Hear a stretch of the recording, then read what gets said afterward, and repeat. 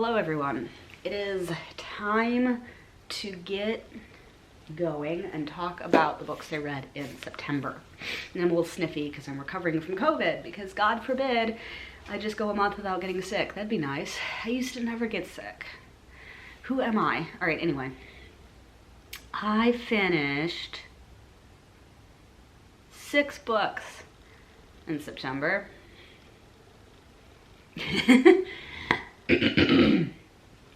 And they were mostly pretty good. Oh, where shall we start? Okay, we're gonna start. Let's go in order. Okay, which means we're starting with The Grace Year by Kim Liggett. So this is, I listened to this one, as an audiobook. It's a young adult dystopian type novel, which is absolutely not the kind of thing I usually read, but I was curious about the premise. Like, basically in this book, it's almost like Handmaid's Tale light. Handmaid's Tale for babies, but it's also pretty different. But like, it's that kind of society where everything is very religious and structured and weird. And in this case, like, when girls turn 16, or the year that they turn 16, they're sent off for a year to this, like, compound, a couple of days journey away from the town. And then they spend the whole year there, and they're supposed to be losing their magic. Like, there's this whole weird idea that their culture has that women have magical powers, and they have to, like, lose those powers or they're too dangerous. I don't know, it's a whole thing. So the main character is, obviously, she's a girl who's going to spend this year, which is the Grace Year. And it's actually a pretty good book. Like, it took me a little while to get into it, but, you know, partway through I found myself being like, you know, I'm actually enjoying this, and I'm definitely curious as to, like, how it's all going to resolve. Like, one thing I appreciated was it didn't have the whole structure of society get destroyed by the end, because I feel like that's something in young adult where you'll have like one book, and then, you know, they'll have a big revolution and society will be completely overturned, and it's just not realistic.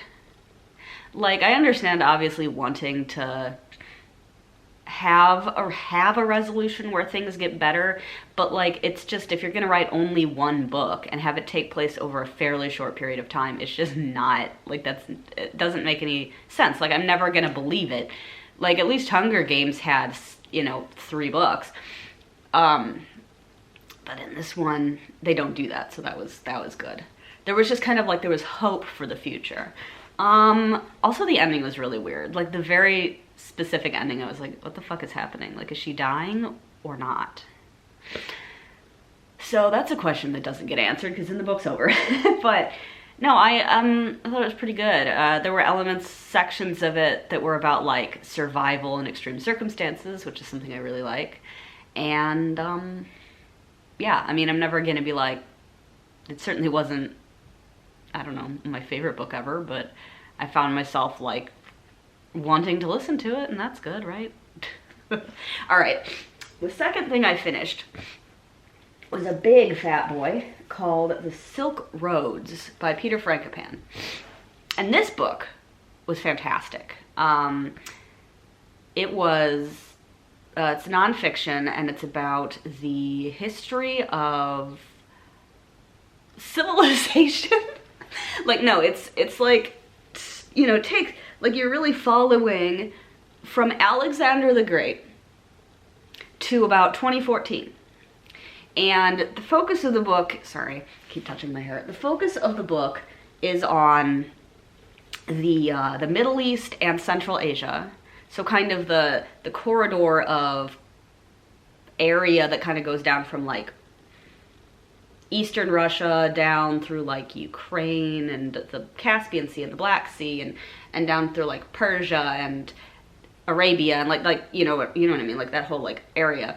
And how obviously central it has been to the history of everything. of the East and the West as a connecting point, but also just in its own right. It was really an interesting perspective to be reading a history book from, because first of all, it's a focus on a place that my history classes really didn't talk about a lot. Like, obviously, I feel like every social studies class in elementary school starts with the Fertile Crescent. So, like, I got that down. But, you know, there's a certain point after which you're just like, okay, we're pretty much just talking about Europe almost exclusively. Which makes sense. I'm not saying that's necessarily a bad thing. Like, if my ancestors are from Europe, of course we're a little obsessed with our own history. But this was just such an interesting perspective, because, like, the point basically being, this is an incredibly important part of the world, and when we look at history just from the perspective of, like, the English, like, this is, Peter Frankopan is, he works at Oxford, so there's a very English perspective in this book, from the idea being that, like, that's the kind of history that you're familiar with, like the history of the world, of civilization, from the perspective of England, which focuses on England a lot. And it's not entirely accurate to say that England is, like, somehow by some direct line the inheritor of Greek civilization and stuff. Like, this is the way we kind of talk about it, but it's not really true. And anyway, it was so interesting. And, like, it was so interesting too because so much of the focus was on, like, peoples and just parts of history I knew very little about, and also on trade. So humans, basically ever since we populated the earth, have been trading back and forth all of the interesting things that you can find. And the thing is that a lot of the interesting things are in Asia. They're just lucky, I guess. And really, so much of the wealth of the world is in Asia, and, like, and also, like, with people who have the ability to use that wealth to harvest it or grow it or mine it or whatever, and actually move it and sell it, and therefore make a lot of money. And it's just so interesting when you look at the world just from the perspective of resources. You suddenly realize England taking over the planet for that little bit that they did makes so much more sense, because they had fuck shit, right? Like, England is this shitty little island. Listen, I don't want to be mean, but it really doesn't have much going for it besides being a pleasant place to live environmentally. You know, like, resource-wise. You can live there, but nobody's terribly interested in the things that one can get, because, like, you're not, you know, they're not growing spices, they're not mining gold. So it's not just England, it's, like, Western Europe in general. Like, it's so interesting because, like,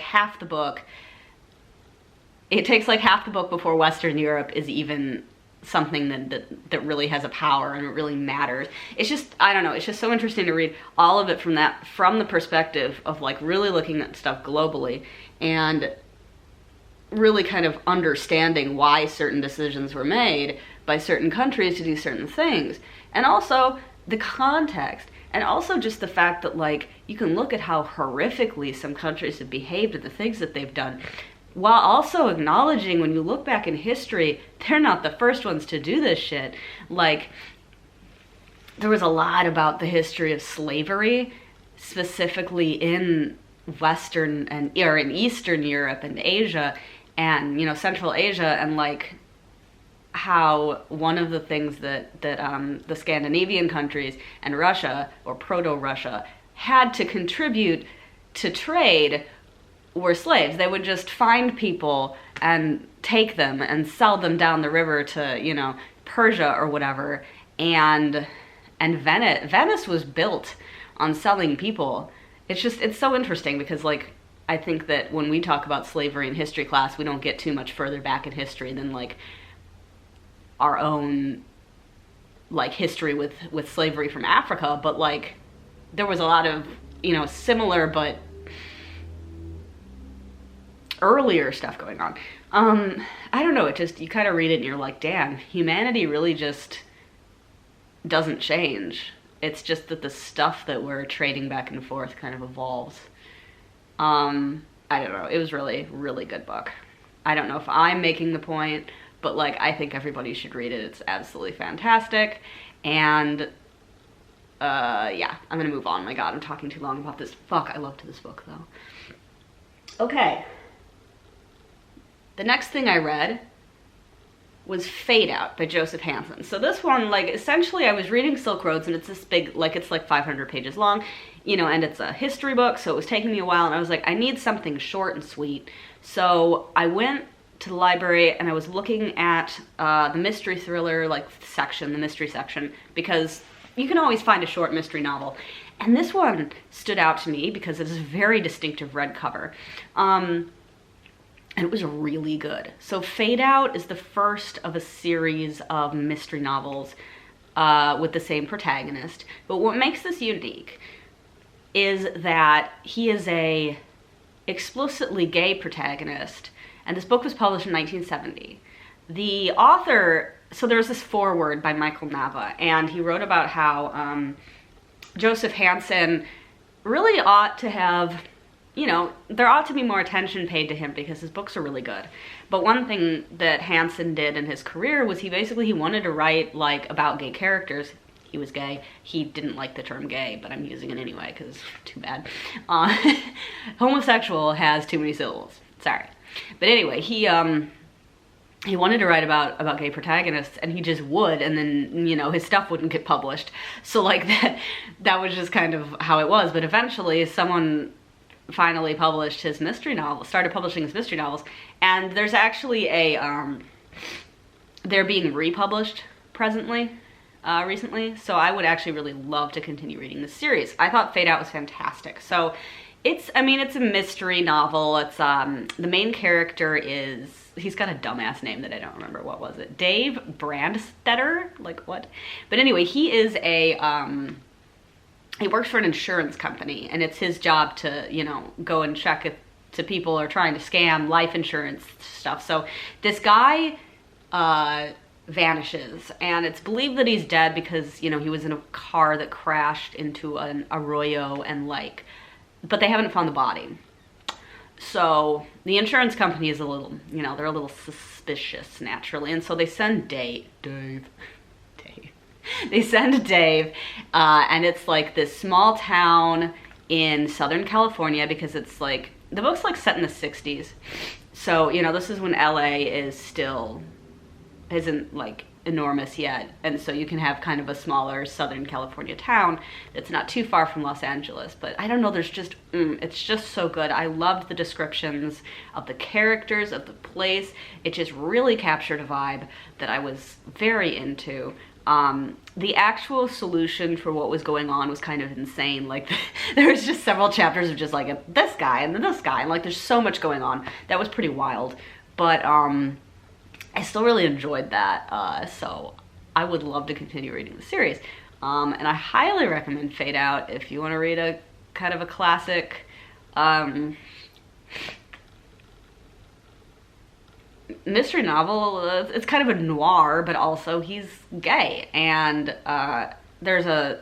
it's really quite sad actually, because his partner of 20 years has died of cancer recently, and so this is his first case that he's finally returning to work. And I just think it's really interesting because, you know, to read about somebody who is gay and is living in the 60s but isn't really closeted. Like, he just has his small group of friends. His father, who he works for, knows that he's gay, but doesn't necessarily accept it, but like, he does know it. He just kind of refuses to fully understand. And it's interesting. Like, yeah, it's very good. Okay. Okay, The Lavender Scare by David K. Johnson. So I was really about, the learning. Okay, so this was another audiobook, and it was a nonfiction, and it was a little dull, but the topic was like something I wanted to learn about because it's something I'd never heard of. So in the 1950s predominantly, we all know in America there was the Red Scare, and part of it was this, oh my God, there's communists in the government, we have to find them and get rid of them. Well, at the same time, there was something you could call the Lavender Scare. Oh my God, the government is full of homosexuals, and we have to find them and fire them. And so this was something that was less controversial, and it also wasn't headed by Joseph McCarthy. And like, I don't know, just that's what the book was about. It was about how, while in the 1930s and 40s, government work was fairly accepting of gay people, both men and women. So there was a bit of a surge of gay people like coming to Washington, D.C. And, you know, he talks about the like the queer subculture of DC and stuff like that, but then how it becomes there becomes this hunt, this, you know, getting rid of gay people in the government, and how it tying into like the perception of bureaucrats and how people saw government workers when the government was increasing in size to a large degree during the 40s. And it was interesting. I know I also said it was a bit dull. It was a bit dull to listen to. You know, there's no personalities to follow, but it was an interesting topic to learn about. Also, a lot of homophobia. Like, I mean, that's not surprising, but, you know, just to say, some of it is a lot to listen to. I'm gonna tell you, like, boy. Yeah. But this was kind of a, I don't know, kind of a random book I came across on Libby and was like, what's that? So, The Lavender Scare. Okay, then Red Mars by Kim Stanley Robinson. So I actually still have this one. Then that's a library book, but look at her. So this one was really good. This is the beginning of a trilogy about colonizing and terraforming Mars. And it's set a few decades in the future, like frankly not that far in the future. And you follow a number, like basically 100 colonists are initially sent to colonize Mars and to start building, you know, some buildings and putting together, you know, and some of them really want to terraform it and some of them really don't. So there's debate over that, but of course they start terraforming it. And, you know, then more people are sent and then everything is kind of going insane, and like Earth itself is sort of falling apart. Like there's a lot of wars happening and it's a bad time. I really enjoyed this. Like, it was a very solid science fiction book. I felt like it has that classic sci-fi type writing and vibe, and it was wonderful to just sink into. Like, it really was. And I say the classic sci-fi vibe. I feel like science fiction in the 21st century has a different feeling. This was written in the 90s, so it's not like it's that old, but it still has, there's just something about it, just the way that it's written. And I just really, really enjoyed it. And I'm definitely going to continue the trilogy. I've never read any Kim Stanley Robinson before, but, you know, I wanted to, of course. He's a kind of prolific sci-fi writer, and I'm glad that I finally did, because now I'm like, oh yeah, this dude can get it. I definitely want to read more of his books. Really though, it's very good, and very interesting, and has just a whole bunch of wild characters, and just, I can't even imagine how weird the next two books are gonna be. Cause like you know, you can't really predict the direction that stuff is gonna go, in this book. So, highly recommend. And then, the final book, also another library book, which I also still have because I need to go to the library and return these. Giovanni's Room. Oh my god, it's so shiny. Giovanni's Room by James Baldwin. So, Silk Roads and Giovanni's Room are both books from my books that I want to read in 2022 list, which is really why Giovanni's Room is kind of on here especially, because I was like, all right, I need another one, hit 15 for the 3/4 of the year, and I did it, so I'm on track. Maybe this will be the year I actually read all 20. Maybe. I mean, the previous 2 years, I read 19, right? And that's fine. But I would like to actually read all 20. Anyway, Giovanni's Room is a classic queer literature. It is depressing. It is about an American man in Paris who is spending, or sorry, he's not in Paris. He's in Paris for much of the story, but like the overall, how do I put this? The story is being told by him while he's spending a night contemplating all of this in a room in southern France. So he's not actually in Paris, but a lot of the story that he's telling was in Paris. I did not need to explain all that, but too bad I did. Anyway, so he's talking about this guy Giovanni, and he basically, like, when he was in Paris and his fiance had gone off to Spain for a while, or not fiance, but girlfriend, I guess, had gone off to Spain to think about whether she wanted to marry him or not. Always a good sign.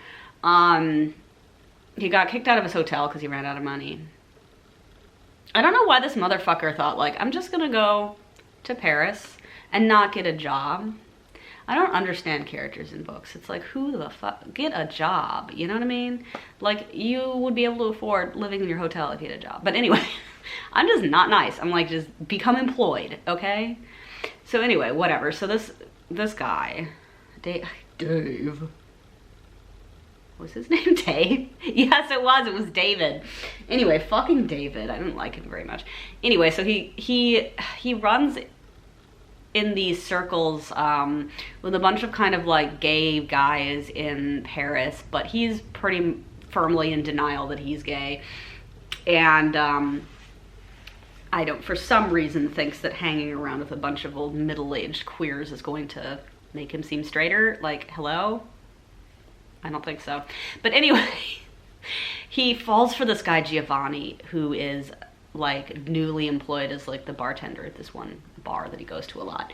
And he ends up staying with Giovanni in his shitty ass room in the outskirts of Paris. And I didn't like Giovanni much either. I didn't like anybody in this book except Hella, the girlfriend. Anyway, everyone in this book sucks, but especially David. And Giovanni. So anyway, so they of course have this torrid affair, but David sucks and doesn't tell Giovanni when he finds out Hella is about to come back, and then he like ghosts him, and then Giovanni like is mad about it, but then there's this whole thing, and like the framing as well is that he's spending this night thinking about this with the knowledge that in the morning Giovanni is going to be guillotined, which, like, what the fuck is happening in fucking France? Because, like, this book is set in the 1950s.